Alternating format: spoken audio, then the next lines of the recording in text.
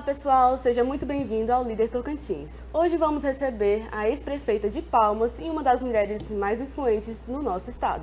Seja bem-vinda. Imagina, ó, sendo recebida assim pela Júlia, né? Eu já tô, como diz o outro, com um know-how muito bom que tava imaginando. Bom dia a todos que nos acompanham e você também. Cíntia, para começar, gostaria de falar sobre algo que movimentou bastante as redes sociais, que foi o caso da Júlia, da deputada, que levou o seu bebê, né, ao plenário em Brasília.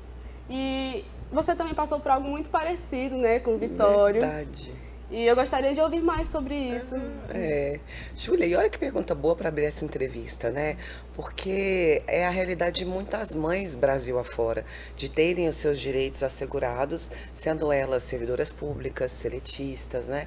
E em tantos outros lugares. Acredite, ainda não há uma lei no Brasil que regulamente essa assistência, digamos assim, esse direito às mulheres detentoras de mandato. O que aconteceu com a deputada Júlia agora, que é muito recente, aconteceu comigo, aconteceu com Marina Silva ainda lá atrás, com a autora da PEC do projeto de emenda à Constituição, que é a deputada Clarissa Garotinho.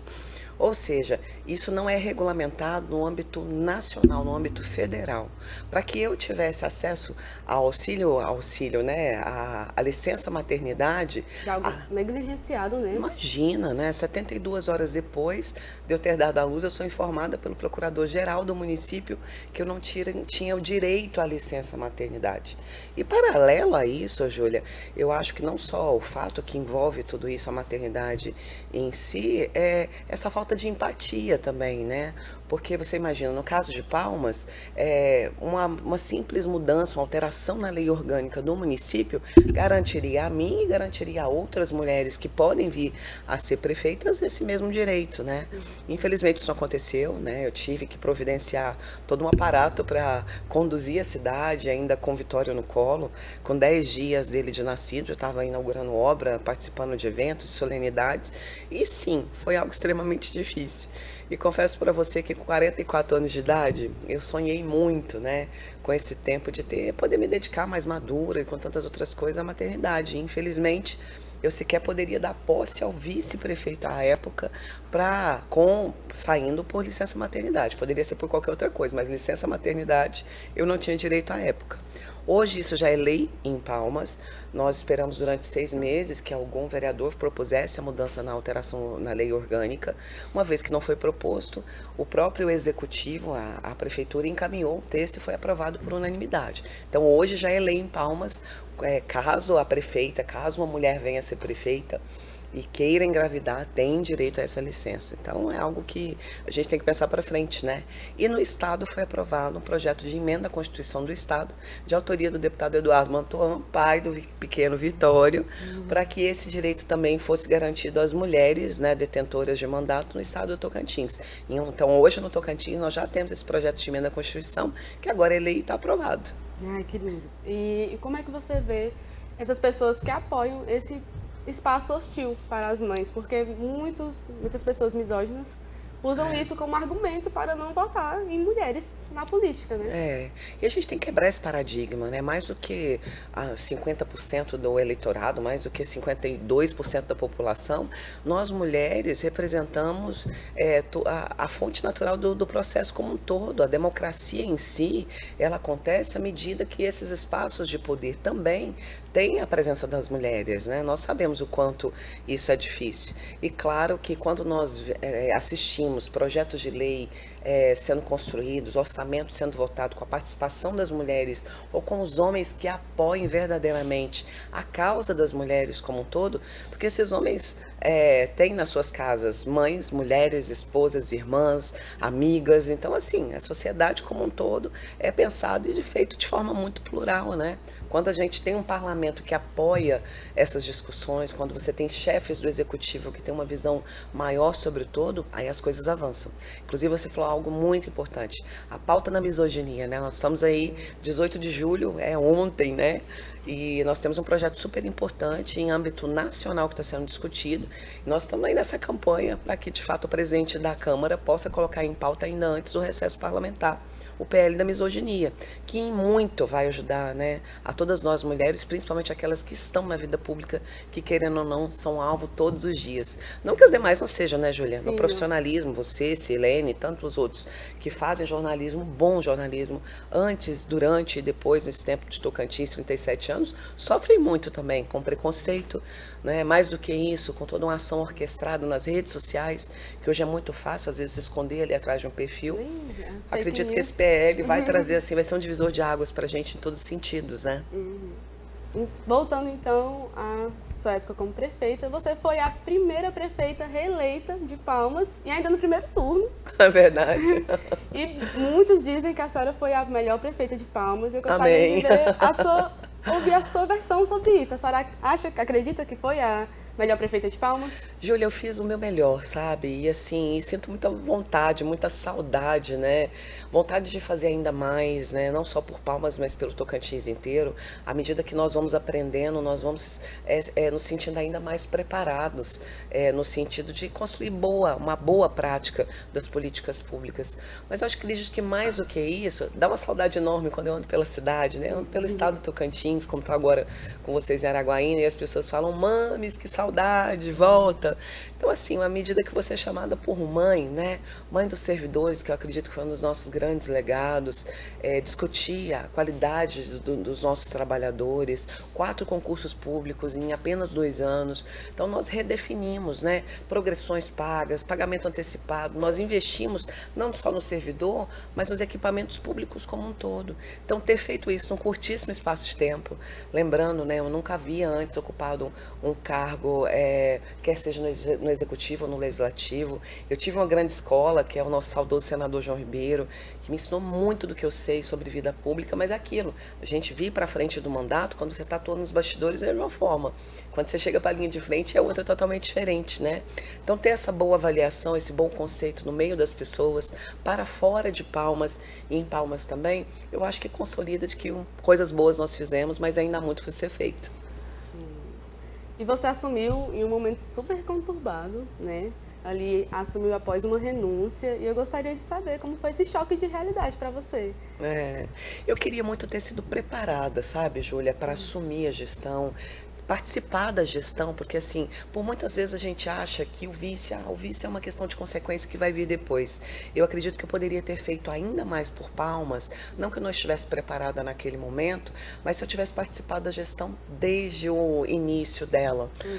Principalmente uma vez que o ex-prefeito tinha, obviamente, nós sabíamos que ele tinha a intenção de disputar o governo do estado. Não que fosse tão rápido, porque nós tivemos mais uma eleição, né, extraordinária, mais uma eleição fora do contexto, com mais um governo afastado à época, mas eu acredito que se nós tivéssemos essa sintonia ainda maior, em participação da gestão, em como funcionava, como era construído um orçamento, né, como funcionavam as pastas como um todo, as carências e mais do que isso, as grandes demandas que os servidores tinham, eu acredito que nós poderíamos ter produzido ainda mais. Foi de supetão, como diz o outro, aconteceu no formato que aconteceu, paralelo a isso veio pandemia, então foi um momento, né, nós atravessamos 2 eleições, a ordinária, a eleição complementar, e logo na sequência uma pandemia, administrar uma cidade com orçamento de quase 3 bilhões de reais, com quase 300 mil habitantes, para quem nunca antes ocupou um cargo público, foi realmente desafiador. Mas olha, mulherada, a gente provou que dá conta. Falando em legado, a sua gestão, ela favoreceu muito os idosos também, uma bandeira que quase ninguém levanta, né? O pessoal é uma parte da população que é negligenciada em todas as regiões. Verdade. E eu gostaria de saber qual parte do seu legado te dá mais orgulho.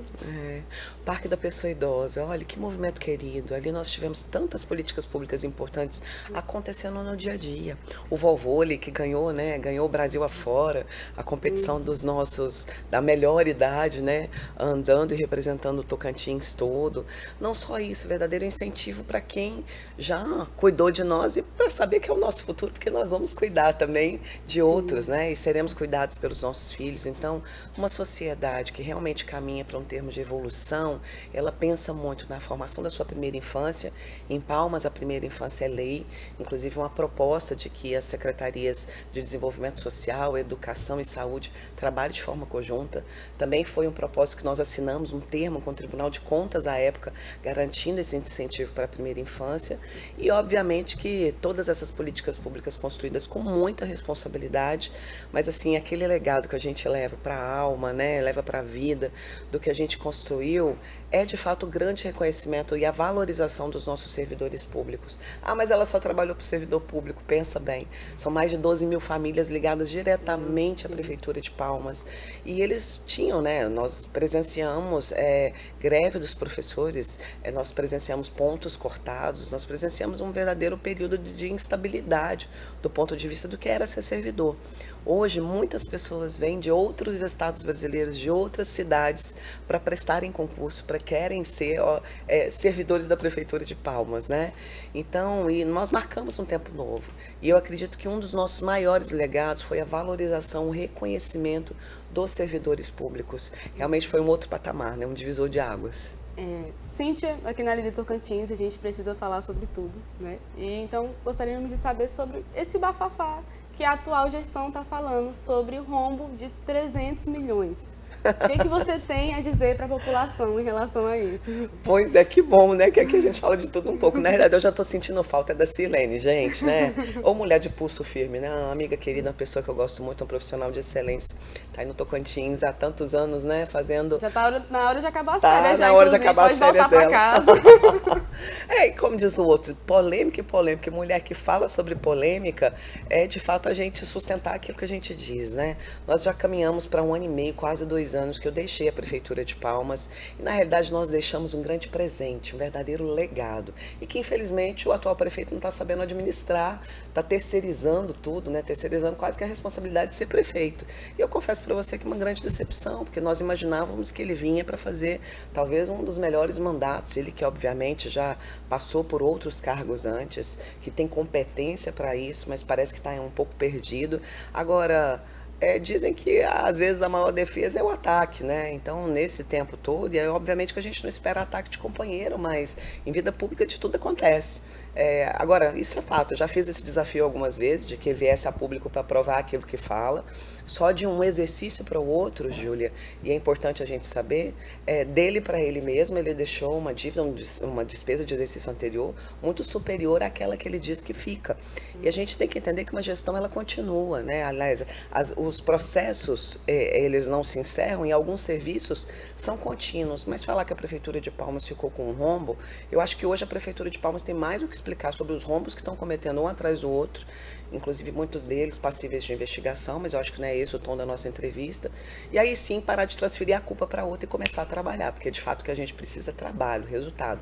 Prefeita é eleita para gerar resultado, não é para arrumar problema e nem ficar em cima de discurso daquilo que não consegue provar. Isso aí, tem que executar o trabalho com excelência, né? É isso. Com excelência é o mínimo do que a gente espera, né? Verdade. E outra dor de cabeça foi o transporte público, né? Ai, foi mesmo. Faltou ali um planejamento nessa área, você considera? Júlia, eu acredito que não. O que na realidade nós tínhamos era um serviço sucateado, né? Nós tínhamos uma concessão do transporte público que ia já para 30 anos e sempre renovado por gestões anteriores. Nós esperamos o contrato vencer, transformamos, nós criamos a Agência de Transporte Coletivo de Palmas justamente para entender esse processo. Contratamos uma empresa que fez para nós todo o plano de mobilidade que as grandes capitais têm. Palmas é uma capital brasileira, a mais jovem de todas elas, então não está passível de ter os erros das capitais mais velhas. E nesse plano de mobilidade ficou muito claro para nós que nós, né, não poderíamos mais continuar nesse termo de concessão, que na realidade nós tínhamos que licitar esse processo e abrir para que o Brasil afora pudesse participar. Então demos início ao processo licitatório, criamos a agência, paralelo a isso deixamos um plano de mobilidade responsabilidade entregue para essa gestão, mas infelizmente o que nós vimos foi uma concessão ser renovada por mais 20 anos. Concessão por concessão, era melhor sentar com a empresa que estava lá anteriormente e fazer um acordo pelo fio do bigode, mudar toda a frota e uma série de outras coisas. Agora, essa não é a melhor modalidade. Nós andamos Brasil afora e conseguimos constatar que muito deve ser melhorado no que diz respeito ao transporte público, porque, querendo ou não, é um transporte muito mais voltado para a necessidade de quem de fato precisa do transporte para trabalhar, para estudar e para tantas outras coisas, né? Tem que ser de qualidade. Agora, não pode ser feito de qualquer forma, e inclusive a concessão no formato que foi feita ainda está sendo questionada por uma série de apontamentos, mas isso não nos cabe, né? Nós não somos serviço, como diz o outro, nós não somos controle externo para estarmos apontando. A gente só espera que acerte, né? Que pelo menos vire essa página e o transporte público realmente merece ser de qualidade. Agora vamos falar sobre o futuro do Tocantins. Eita, a parte boa do processo. Como você avalia a gestão do atual governador? Eu avalio que avançou em alguns pontos, né, Júlia? Mas quando a gente para pensar, são 20 anos que um governador não conclui mandato. Então, essa instabilidade política, jurídica, financeira, administrativa, ela meio que automaticamente gera, né, toda essa desconfiança por parte do eleitorado. Muitas coisas boas foram feitas até aqui. Claro que, por muitas vezes, um governo começa com grandes obras e não consegue concluí-la. Então, os próximos governos que vêm têm essa responsabilidade de dar conclusão. Mas, independente da avaliação do governo em si, eu acredito que a gente precisa devolver para o Tocantins essa esperança, a esperança de que através da política a gente possa mudar a vida das pessoas para melhor, e pode, e deve, e é possível de ser feito. Agora, para isso, as pessoas têm que assumir um compromisso, de fato, de governar para as pessoas e não para um mandato, né? Mais do que nunca, nós não podemos fazer política pública apenas pensando num governo, e sim pensando em política pública de Estado, que independente de quem seja o governador, a governadora, o prefeito, a prefeita, o presidente, a presidenta, já presidenta, né? Que de fato sejam políticas contínuas, que independa de quem esteja no poder e elas de fato possam ser construídas com responsabilidade. Nesse aspecto eu acho que a gente ainda tem muito a melhorar. E você saiu do Comando Nacional do PSDB Mulher para focar mais nas eleições de 2026, certo? Também. Eu faço parte da Executiva Nacional do partido do PSDB, já estou lá desde 2014, comandei o PSDB no estado do Tocantins, que hoje é comandado pelo nosso deputado federal e pré-candidato Vicentinho Júnior, mas no comando, até regimentalmente mesmo, no comando do PSDB Mulher Nacional, eu precisei me afastar, inclusive para colocar na minha pré-candidatura agora a deputada federal, né? Acontece de uma forma até mais justa, mais equilibrada, uma vez que nós não estamos em cargos que, querendo ou não, são cargos que têm fundo partidário, né? Tem a distribuição agora de fundo eleitoral. Então, para isso, fiz esse recurso como vice-presidente, ajudando a nossa presidente Marisa Serrano, andando o Tocantins inteiro, andando o Brasil todo. Não é missão fácil, né? Preparar mulheres para esse ambiente onde nós estamos. É um desafio muito grande, um desafio cotidiano, mas posso te dizer que, assim, um momento muito feliz, sabe? Que passei, e por muito que a gente ainda tem por vir, acredito que é um momento muito próspero, e principalmente um momento, as pessoas podem até achar que não, mas as mulheres serão um fator decisivo para essa eleição, né, de 2026. Eu acredito que nós vamos chegar para dar uma contribuição super valorosa no que diz respeito principalmente a essa construção de legado, essa construção de orçamentos e de leis que tenham a nossa identidade também. Sim, realmente as mulheres estão precisando mesmo se envolver mais na política. Precisamos, mulheres, muito. Se a gente não lutar pelos nossos direitos, ninguém vai, gente. É realmente mulheres à frente.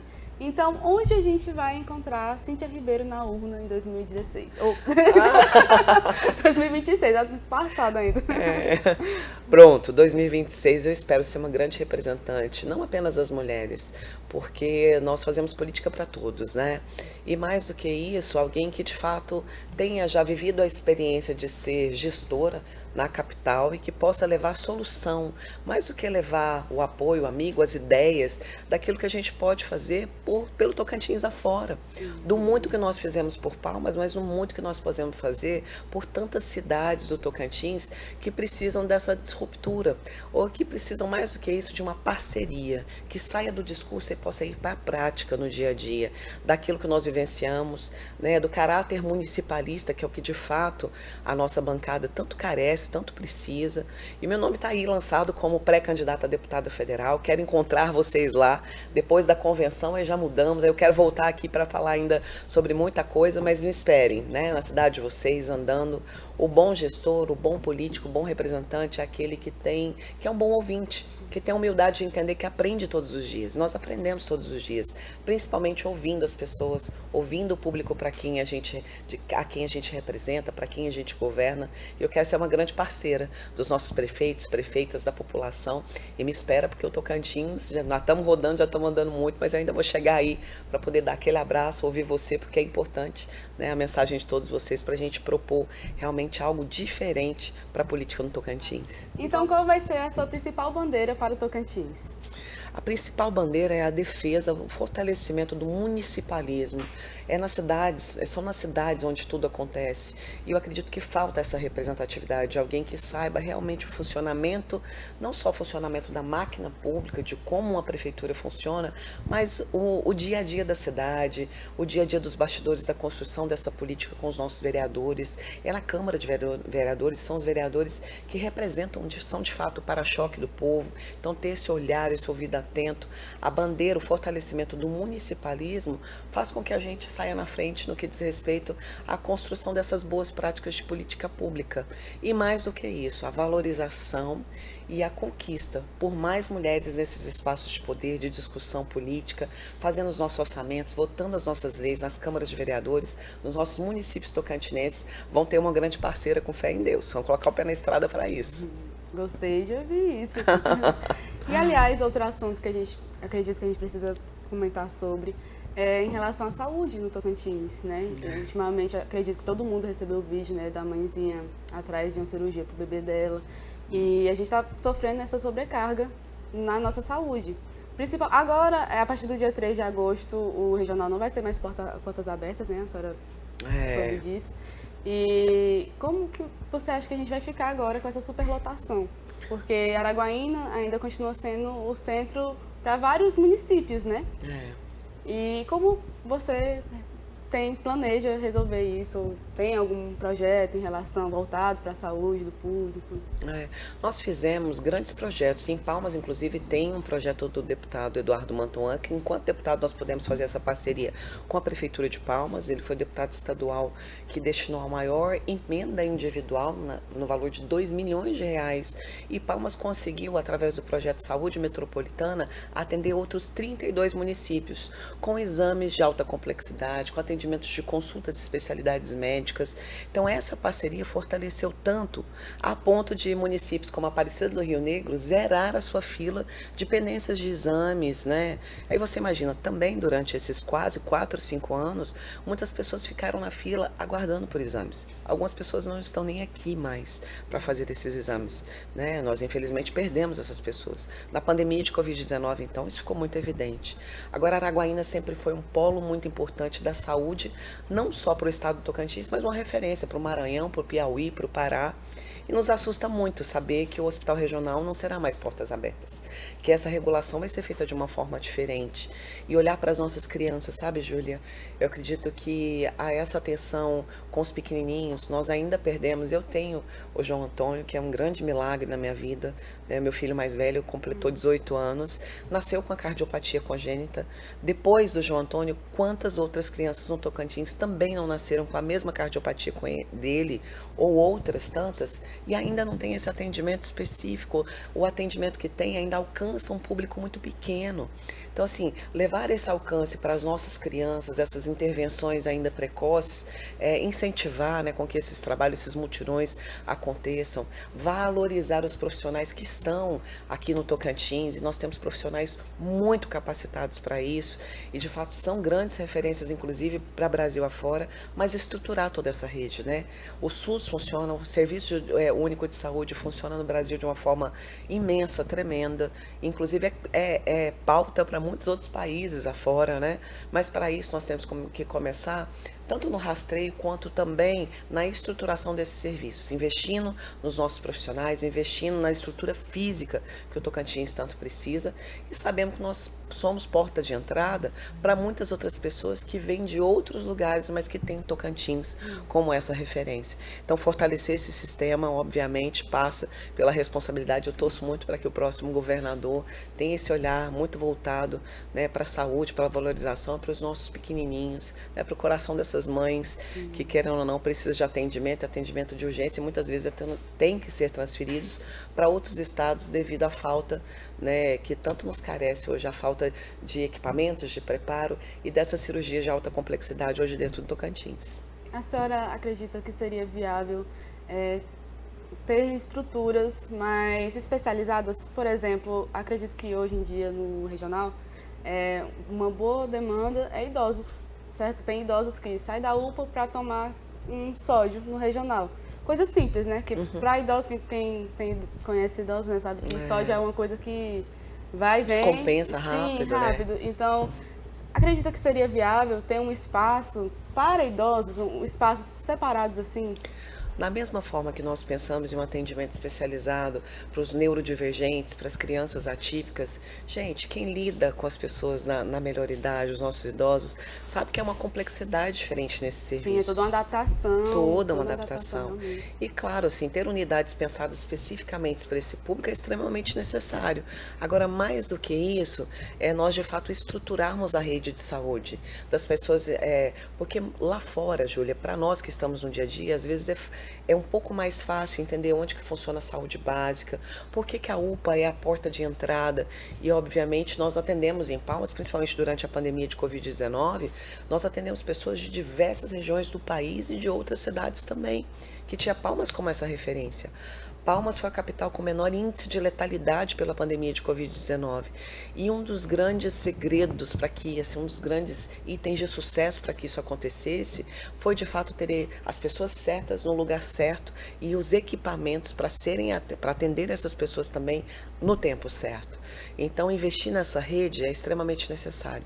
E o usuário da rede, né, que está lá para utilizar o serviço público, encontrar uma rede complexa, mas mais do que isso, equilibrada e pronta para atendê-lo. Poucas pessoas sabem quais são as responsabilidades dos estados, dos municípios e do governo federal nessa contrapartida. E é necessário informar também a população sobre o que acontece. Não terceirizar a responsabilidade sobre aquilo que de fato nós temos que fazer. Sim. E agora, para fechar, um quebra-gelo rápido, uma frase curta para cada nome. Falei tanto, Júlia, que alegria. E ainda tenho o que falar. Ainda temos o que falar, claro, sempre. Com certeza. Então, Eduardo Siqueira Campos. Uma grande decepção. Carlos Amacha. Agora eu fiquei curiosa para saber sobre a decepção. A gente volta para falar mais agora. Então vamos seguir. Carlos Amacha. Um grande personagem. Um grande personagem. Ele constrói uma persona, né? Um grande personagem, digno de novela mexicana. Polêmico. Wanderley Barbosa. Fez o que pôde, né? Mas ainda falta um pouquinho. Mulheres na política. Sempre necessárias, sobretudo para mudar o país que a gente tanto espera. Seu maior acerto na prefeitura. A valorização e reconhecimento dos servidores públicos de todos os seus direitos. E um arrependimento? Não ter tido mais tempo para poder fazer tudo que eu queria.